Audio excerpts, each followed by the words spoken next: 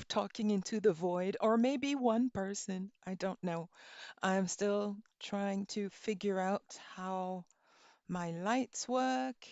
I am also trying to figure out how to do my hair, um, because usually Sunday is my hair day, and I cannot finish my hair day in time for these streams.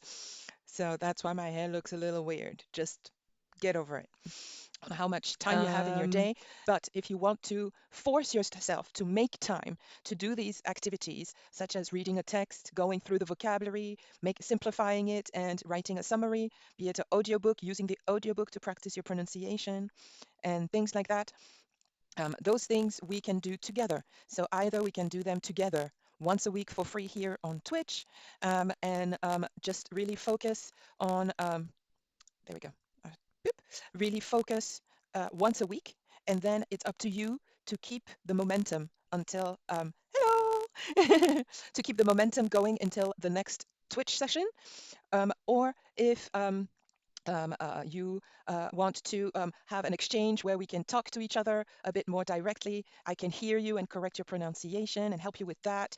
And we can have more of a discussion as opposed to me talking and you guys typing. We can do that over Zoom, but I need a group of 5 people to get that started. It's a program that lasts 3 months. So for 3 months, we see each other.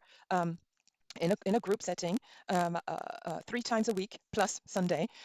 So that would be something like a Monday, Wednesday, and Thursday or Friday, something like that. We see each other 3 times a week over Zoom. And there we work in a more exchange. I can answer your questions more directly, and we can have more of an exchange. But that's not going to start for a while because I need groups of 5, just in order for each student to be able to speak to each other to keep the lesson dynamic. Again, here at Language Convo Club, we do not do endless memorization of grammar rules. We do not have vocabulary lists, not in that traditional sense. We are strictly here to practice our language skills. We practice our listening, we practice our speaking a little bit, we practice our writing, which is what we're going to be doing today, and we also practice our reading, which is something we did previously. Ask you, Skulia, do you have like a notebook or somewhere in your phone, maybe, where you write down or make notes when you hear a new word that you don't know in English? Or since you live in Kenya, when you hear a word that is very specific to Kenya, do you have somewhere where you write that down, or what do you do to maintain that information in your head over time? I'm a bit old school. I have a notebook and hey, I'm a pen girly as well. I am a physical media, physical notebook girly as well. So I totally enjoy that. So do you have a notebook only for, especially in Kenya where there are so many other different languages, for unknown words and things that are specific, also cultural things that are specific to Kenya? And while you What do write you down write your down? answer, I would like to point out that yes, it's considered old school to write things by hand, but it has been demonstrated that writing things with your hand is not the same mental process than typing, or even typing on a keyboard, be it on your phone or on a computer. It's not exactly the same like synapse path in your head. It's kind of like the same situation with if you're reading a book physically, or if you're if you're only listening to the audiobook, yeah, the treatment of the information is not quite the same. So I am all about having physical language journals, but I am not necessarily um, for doing specifically English things in your language journal. Okay, hang on. Um, it's there's text. So I actually do have one specific vocabulary. I write new words so that I can check the meaning, yes, and pronunciation when I get home in the evening. All right, super. Okay, so when you're checking what words mean, do you translate them into Norwegian, your mother tongue? I don't know if Norway has dialects like Africa has, but okay. so that's fantastic. Okay, so you're not weird. Most people find it more comfortable um, to translate. because then they feel that they understand a word better when they see it in their own language or in their birth language, their mother tongue, the language they spoke at school and things like that. So I'm not sure that you have to translate to understand. I think that I was telling a friend the other day that comfort is the enemy of progress because because when we're comfortable and when things are easy and yeah, comfortable and easy, it is more difficult to challenge ourselves. So I don't think you were with us when we had a look at some online dictionaries, but let's say, Jesus, okay, that's one hell of a word. So let's take this word, defenestration. Um, what are you watching? Anyway, um, so this is a word that is not used often.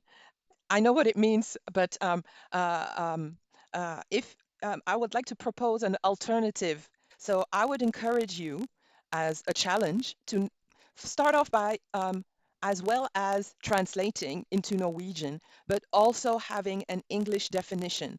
To practice making sentences in English, to practice like you've just done. It means throwing someone out of the window. Maybe you can refer to where did you hear it? I hope it's not in casual conversation and that you were maybe reading a history book.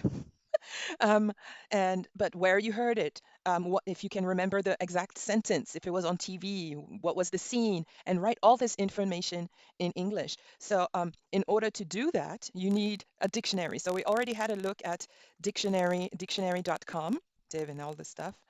So we in this English dictionary that you can check on the spot on your phone, again, apps and stuff like that. But this one is for free. You can check the pronunciation, like I mentioned on several occasions, to throw a person or a thing, so not just people, out of a window. Okay. Um, so you can also have, oh no, we need toodaloo. Go away, toodaloo. Merriam, there it is. A Merriam-Webster dictionary, which is an American dictionary. Thank you. No, oh Lord. Okay, give me a minute. Oh no, it's right here. Okay, bye-bye. Which is an American-based dictionary. Let's type in defenestration. Defenestration. There we go. Don't forget to practice your alphabet when you're writing things down. So Defenestration. And here we have again defenestration. Let me just move this up a little bit so we can see more of the screen. There we go. Oops. Hang on. I just need to. There we go. And again, throwing a person or a thing out of a window. Yes, assassination by defenestration was very popular in English history. Go look it up. Something about taxes, obviously. Um, so here is where that Nancy Pelosi, Joe Biden phrase comes in. From a political expulsion from a political office. Oops. Or expulsion from a political office, party, or party. So that probably has to do with Joe Biden um, clearly being too old to be president. So, Schillier's journal, click, clip, and say, and write in bold letters, defenestration. And then you can write where you heard it. So tell me, where did you hear that word, or did you just pick a word randomly? Did you hear it on a TV show or something like that? A crime, probably. So in English, we call this true crime show. We call it a true crime. So if it happened in real life. So where, oops, I forgot to take a caps lock. Where did I hear it? Did I hear it? Here.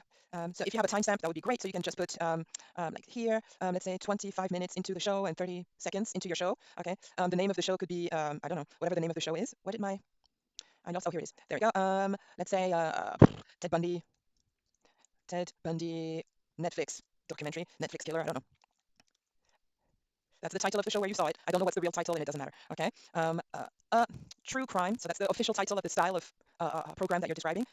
True crime documentary. Let me make myself smaller. Nobody wants to see me that much. There we go. True crime documentary on Netflix about serial killer Ted Bundy, who did X, Y, and Z. I'm not going to talk about it in the 70s. This is a good time to practice writing your numbers. 70s.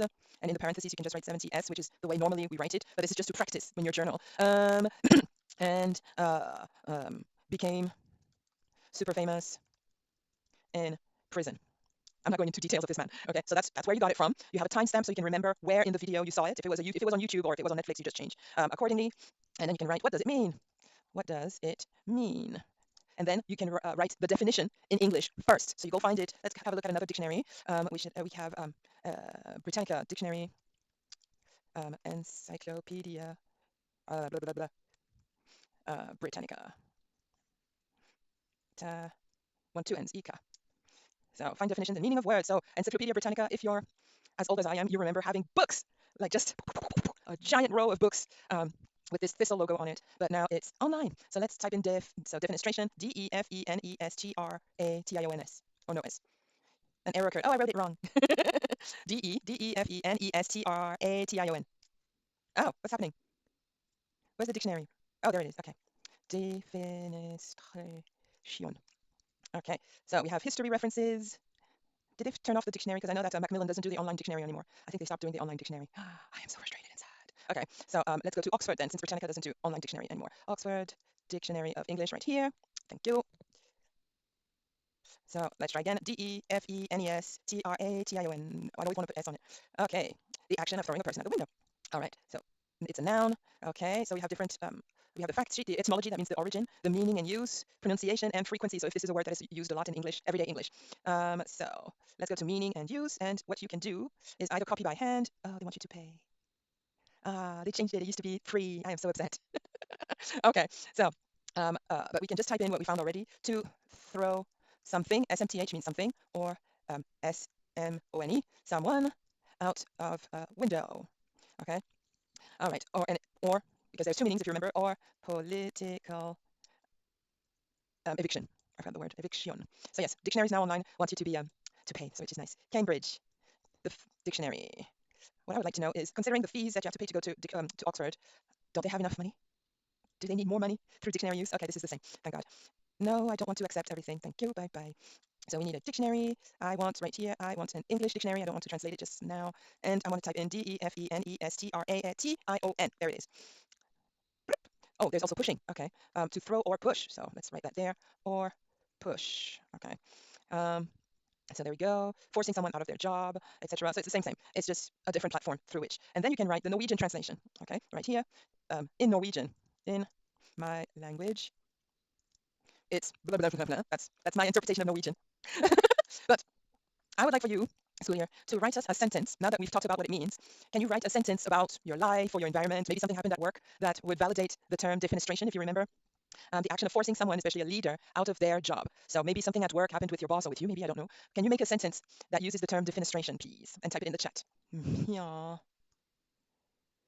There we go. Let me just make it a little bit bigger so we can all see it right there. Okay. Beep. So the abrupt defenestration of the senior attaché from his post at the Norwegian embassy in Kenya left many staff members unsettled about the leadership's decision-making process. That is a very sophisticated sentence. That's, hey, that's good, but that's the point. That's the point, you know? It's to use the English in your brain, even if it's clearly of a higher level. But if you're not speaking English every day, or if you don't always have the opportunity to use more sophisticated language, I don't know, maybe you work in a kindergarten, I don't know. Um, that's a chance to practice. The whole idea is to practice. And this would be your entry for defenestration, regardless of what word you are discovering in English or that you want to use more often in English. I recommend to not exclude translation, but not lead with translation. If